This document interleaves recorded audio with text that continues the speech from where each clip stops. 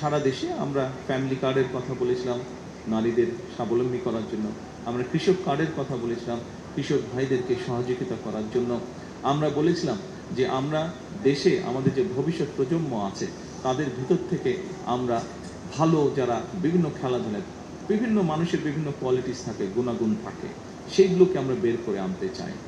এখানে যারা আমাদের বয়সী আছেন, কম বেশি অনেকেরই ধারণা আছে শহীদ রাষ্ট্রপতি জিয়াউর রহমানের সময় দেশের ছোট ছোট ছেলে মেয়ে যারা ছিল সেই সময় তাদের ভিতর থেকে ট্যালেন্টেড যারা ছিল তাদেরকে বের করে আনার জন্য নতুন কুড়ি নামক একটি অনুষ্ঠান চালু করা হয়েছিল। আপনাদের অনেকেরই সে ধারণা আছে যারা সেই সময় শহীদ জিয়াকে দেখেছেন।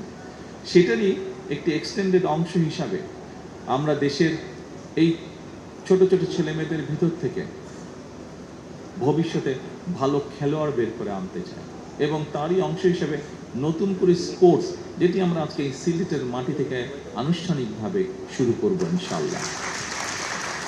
আমি গতকাল জিজ্ঞেস করেছিলাম আমাদের যে স্পোর্টস মিনিস্টার আছে আমিনুল, তাকে আমি জিজ্ঞেস করলাম যে কত বাচ্চা এনরোল হয়েছে। আমাকে গতকাল সন্ধ্যায় ও যে রিপোর্ট দিল, হ্যাঁ গতকাল না সরি, এটা পরশুদিন সংসদে আমি জিজ্ঞেস করেছিলাম যে কত বাচ্চা এনরোল হয়েছে। গত পরশুদিন পর্যন্ত ও আমাকে যেটা জানিয়েছে সারা দেশে, এটি আজকে অনলাইনে এখানে উদ্বোধন করব, সারা দেশেই প্রায় সবগুলো জেলাতেই এটা উদ্বোধন হবে, সারা দেশে প্রায় 1,30,000 বাচ্চা গত পরশুদিন পর্যন্ত এনরোল করেছে। কাজেই উপস্থিতিবৃন্দ, আমরা এই 1,30,000 বাচ্চার ভিতর থেকে নিশ্চয়ই 7-8টি ওরা স্পোর্টস ঠিক করেছে।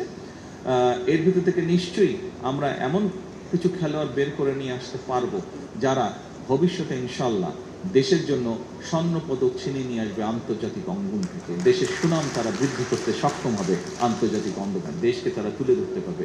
ক্রিকেট যেরকম আজকে আমাদেরকে বিশ্ব দরবারে তুলে ধরেছে বাংলাদেশকে, বাংলাদেশের জন্য সম্মান নিয়ে এসছে, মেয়েদের ফুটবল টিম যেরকম কয়েকদিন আগে দেশের জন্য আন্তর্জাতিক সম্মান বয়ে নিয়ে এসছে, এভাবে আমাদের ছেলেমেয়েরা দেশের জন্য ভবিষ্যতে ইনশাল্লাহ সম্মান বয়ে নিয়ে আসতে পারবে।